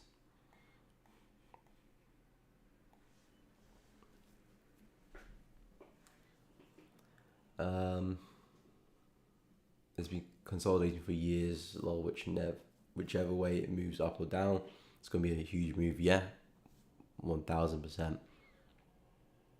That's why I sometimes do like big consolidations, not because of I want to trade inside of them, but because normally does mean a pretty big breakout at some point in time. So although it can be a bit annoying, and it does break out, if you can be in the right direction, catch the right trade, it could be a lovely breakout. I like the Singapore dollar react to the moving average. I'm added to my watch list. I might short it off 100, 200. Okay, straight on it, Poppy. I mean, I've never traded that pair before, so yeah, I only kind of stick with the minors and the majors.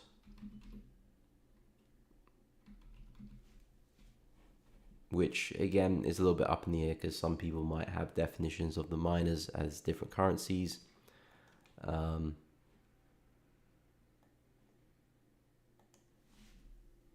people view like CAD CHF as an exotic pair. Some people call it a minor.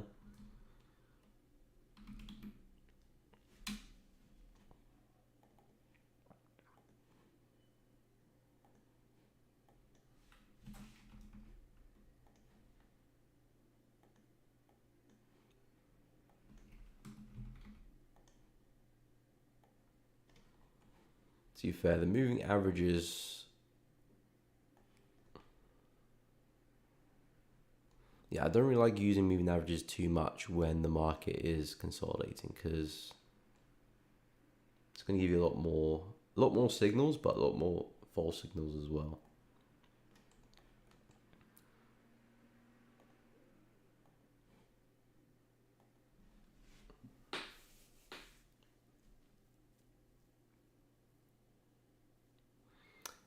Where was I? Oh no. Okay, yeah, we'll take a look at dollar yen 154. Dollar yen longs at 154 play well. Yeah, we did see a pretty big move down, didn't we?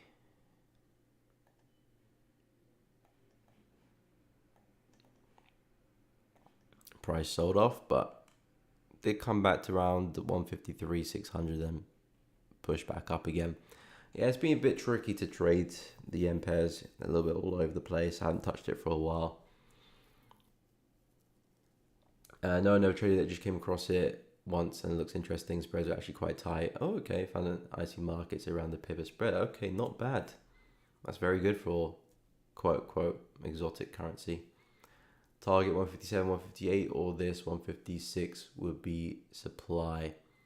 Are we at 156 now? Pretty much. Yeah, more or less, we're coming into an area where we might see some downside. The market is bullish, so I'll be happy to try and hold through resistance, hold through supply. Of course, you can pay yourself, take partials. Makes the hold a little bit easier to do that, or stop loss to break even or whatever. But I'm still liking the higher lows with dollar yen. I'm still liking the higher lows, so I'll be trying to see how far I can push this one for trading stop loss. So if you can take out the high there, maybe push the wick high up there. Yeah, I'll be trying to see how far I can go for trading stop loss. But yeah, we could. There is a world where we do sell off from here 100%. Up here as well, we could come up to there and sell off. So it's up to you. If I was in the trade, I'll be trading a stop loss and just seeing how far I could push it. Because I know high time frames are backing my direction. So I know there's a good chance we could really continue if price wanted to. Anis, I've got an idea what your prop firm will share it with you later if you want to add it as an option. Yeah, I'm all ears, my man. I'm all ears. You can just message me on Instagram or something. Poppy, the NOK treats me well. Surely the SUG trades at much higher volume. I wouldn't know, to be fair. I wouldn't know. Yeah, I wouldn't know. Between the NOK and the SGD.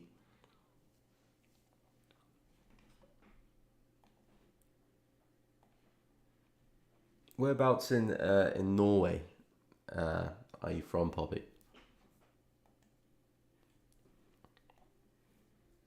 Is it Oslo, the old capital?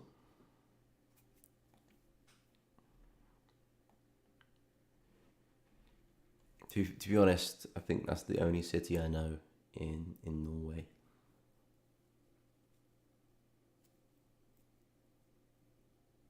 Yeah, I think that might be the only city I know.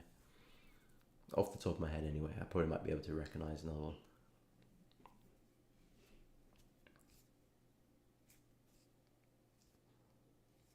Oh really?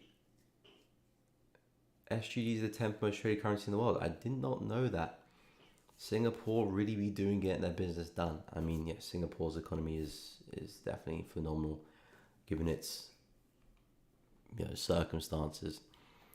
But I didn't know it was 10th. That's huge.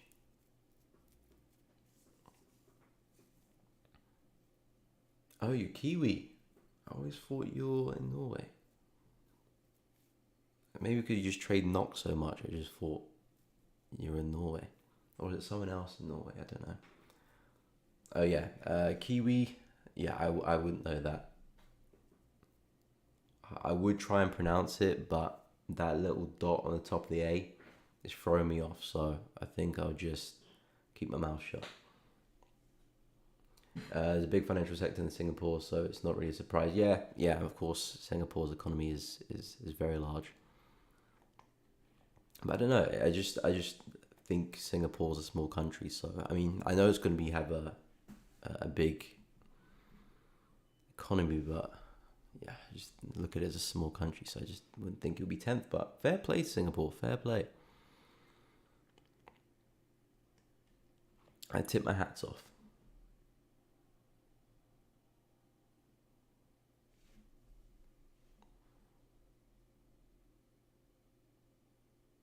Oh, okay, you are Norwegian, okay. but you don't live in Norway.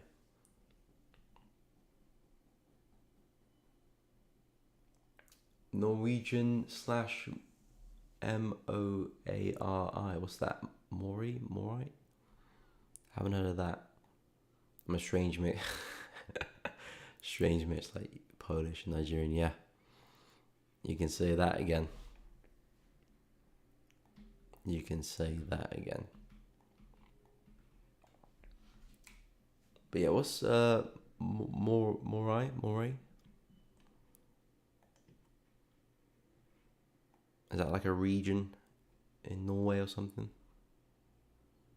Or is that, I don't know.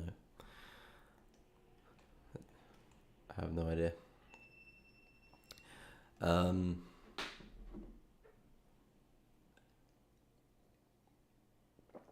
Let's have a look at USD peso. USD peso was one of the exotic pairs I used to trade.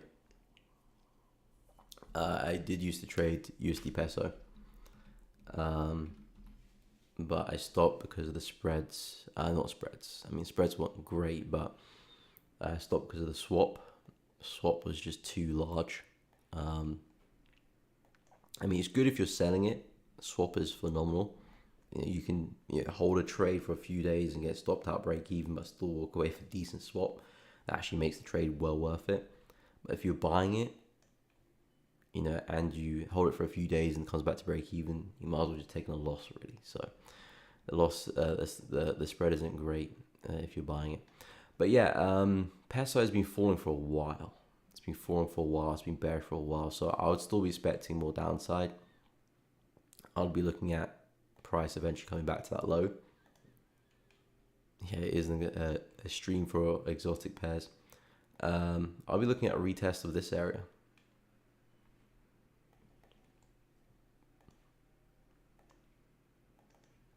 We're kind of consolidating right now. We might push up a little bit for another sell. As long as we maintain these lower highs here, I'll be expecting more downside for peso. And yeah, 16.29 eventually is where I do see price going. We keep having these crazy bullish moves that just don't add up to anything. You can see the market has a big bullish move, drops, big bullish move, drops, big bullish move, drops, big bullish move, back down, big bullish move, back down. And, I'm anticipating there's that same thing with this big bullish move here as well, likely to sell off. So yeah, USD peso, I'll be expecting a lot more downside.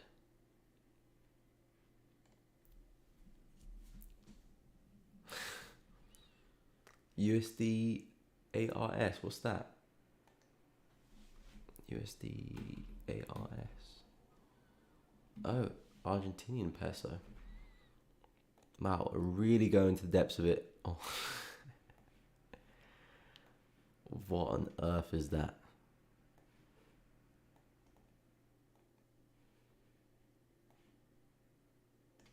Yeah, I mean, you're not wrong. It is looking bullish. That is chaotic, man. Yeah, fair play to anyone who trades that. You're definitely a braver man than me.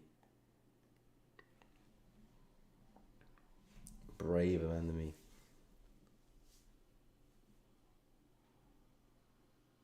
Okay, indigenous people that inhabited New Zealand before the British came. Oh, okay. The guys with the face tattoos. I mean, my history of New Zealand is not that great, but I'm learning today. I'm learning. But yeah, that's a cool mix. That is a cool mix. Norwegian as well in there. That is a pretty cool mix.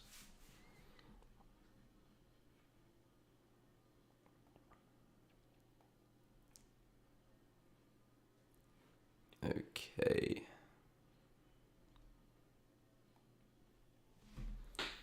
So yeah, I think today's going to be a relatively quiet one. But yeah, it comes and goes. You're going to have the active days, inactive days. They balance each other out. You just don't know when is when or which is which. But yeah, like I said, today I'm just going to focus on Aussie dollar. I think every other currency for me is probably going to come for next week. So if I don't get any setups on Aussie dollar, then I'm probably just going to be staying out. Well, not staying out the market. I'm still in Euro Aussie. But in terms of finding any new positions, probably nothing's going to arise there for me. So I will be on the sidelines from that perspective. But if you guys are enjoying the channel, guys, please be sure to leave a like and subscribe. It really does help out, and make sure you do hit the bell as well so you don't miss out on any streams or uploads in the future.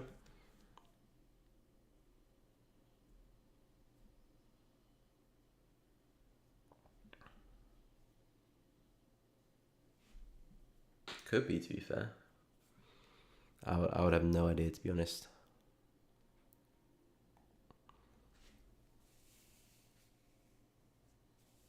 It's hard to do a trading live stream on Friday.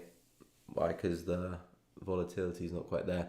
Possibly. I mean, to be fair, Fridays you've got the NFPs. Once a month you've got the NFPs. So when NFP is a thing, I will probably shift the hours I stream to cover NFP.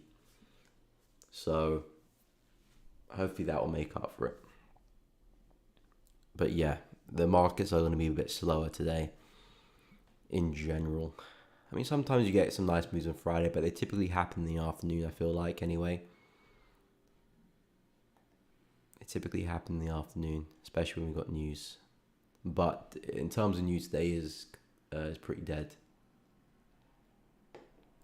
But I feel like when NFP's on, I'll probably do a stream to cover that. It's always fun to cover NFP, isn't it?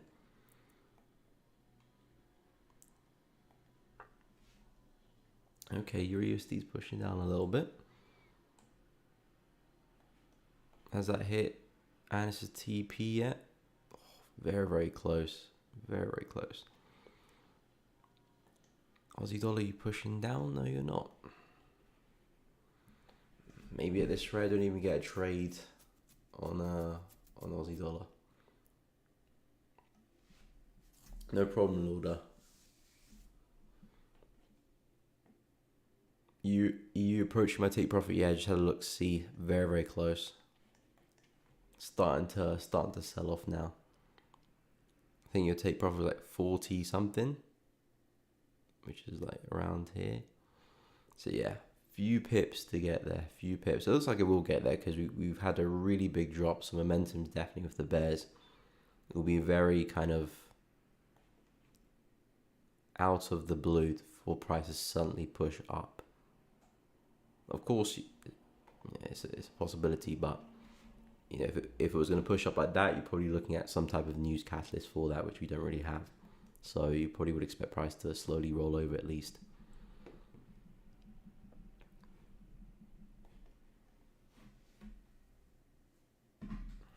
On Monday, everyone wants trading ideas. On Friday, it's more about watching your trades for me.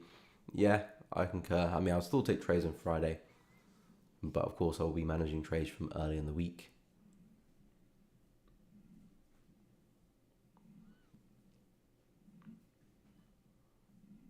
Yeah, closing price with candle on the left side. Oh, okay. Closing price with the candle, so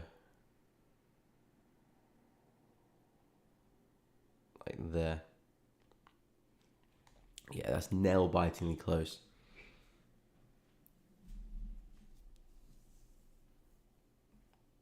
No problem, Ben. Have a good one, my man. We'll catch you next week as well. But yeah, we'll be streaming Monday, Tuesday, Wednesday, Thursday, Friday from this week onwards. So make sure you guys are there, because I will be there. I will definitely be there. I also will be streaming to my Prop from YouTube channel as well. So I'll connect both YouTube channels to my stream platform. So that'll be interesting, managing two channels, but we shall see. So yeah, if I do get anything, guys, I will let you know on my what's it called, on my Telegram. So make sure you go and check that out. Link in the description to that. But it will most likely just be an Aussie dollar position if we get the retest of the zone.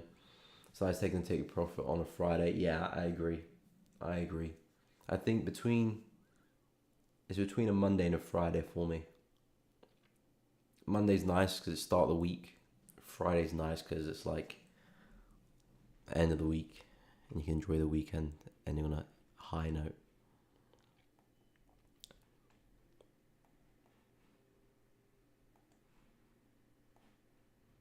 Oh, gold is pushing.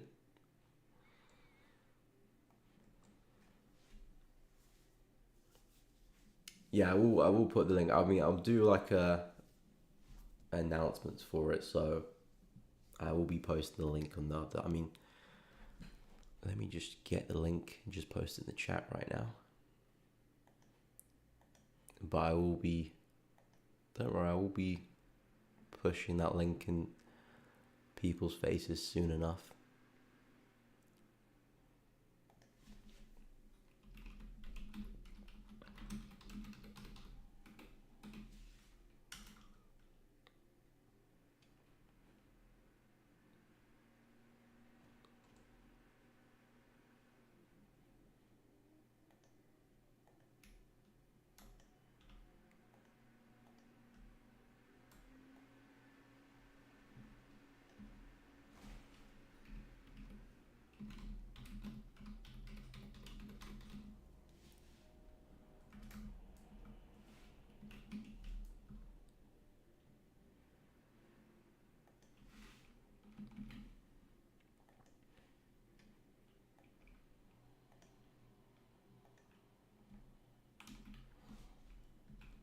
That's the link to my Prop from YouTube channel. I'll start streaming from that channel with this channel as well next week, so it'll be live on both channels. But make sure you do subscribe to that one as well. Thanks, Poppy, for suggesting that. Should have done that anyway.